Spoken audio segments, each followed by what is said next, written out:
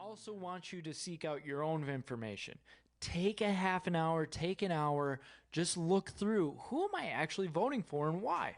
Now, that being said, criminal justice and drug policy. She opposes civil asset forfeiture and qualified immunity.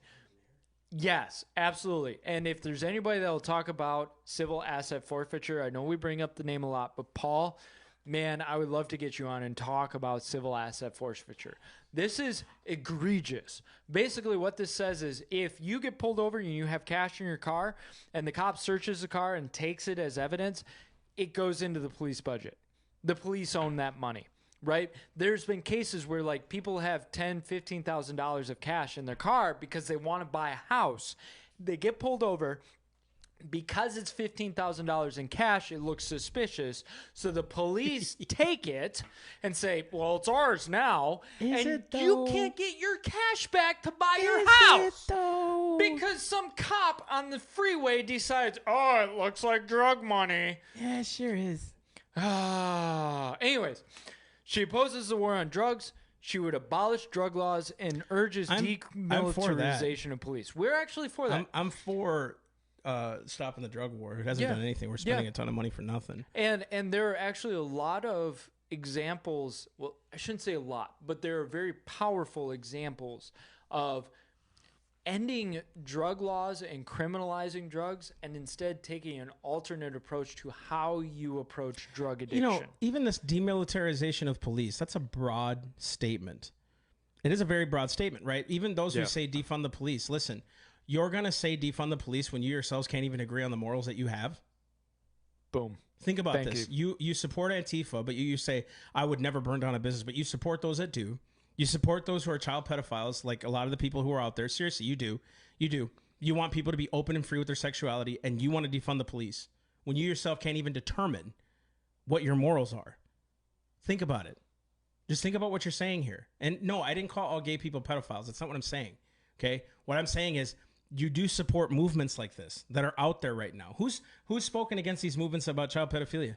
How come we're allowing it to be taught in some schools here in this country? Why?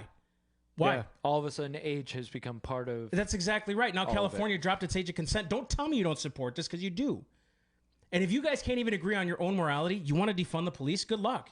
Who's going to watch your cities then? We will. They'll say, we will. How can I trust you? You can't even trust yourself with your own morals.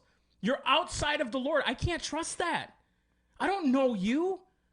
Right? And it's like, I know my neighbors. They're good people. But I've gotten to know my neighbors. They're good people. Right? But I don't trust people that say, we'll take care. You're becoming government. The very thing you're trying to defund, you're trying to do.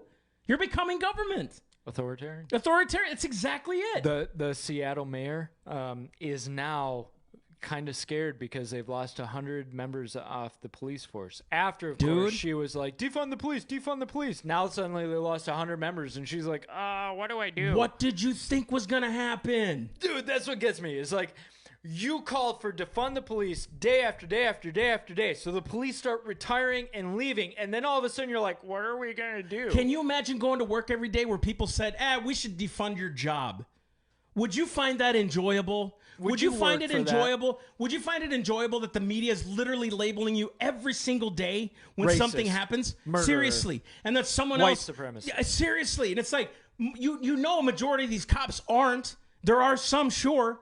Right? Yeah. But there's bad churches and a lot of awesome churches, okay? There's cults and then there's not cults. And you can't put them all in the stigma. And so what happens is they go to work. What did you think was going to happen when your own boss is saying, let's defund them? What did you think was going to happen? Look at Venezuela and what happened when they had a defund the police movement. Just look. Okay, I'm telling you, this is not just some fringe crazy thing. This is part of something bigger. Conspiracy ran over. All right, pay attention to this stuff. And I'm speaking to the people who are like, defund the police.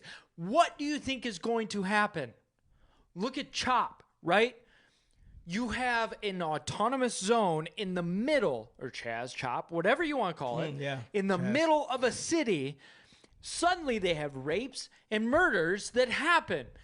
And they're like, what do we do on this? I'm sorry.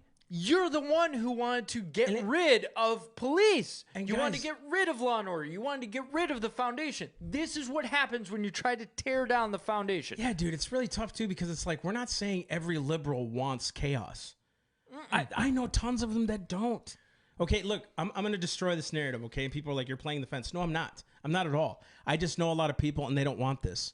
A lot of people that are gay want to be left alone. I know many of them. Yeah, most of them do not it's like this the agenda that we're movement. pushing, that people are bad and somehow you're good and godly, right? That even now in the narrative is Mark Wahlberg said something racist 30 years ago, but he hasn't repented or something. And then we still keep throwing that in his face that like, hey, you can't change in your future. But if someone pointed out something to you, now you become a bigot and judgmental.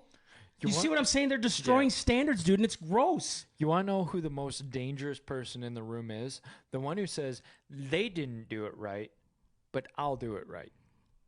You notice how many socialists and communists say that? Great point. In today's world, they say, they just didn't do it right, but I'll do it right. No, you won't.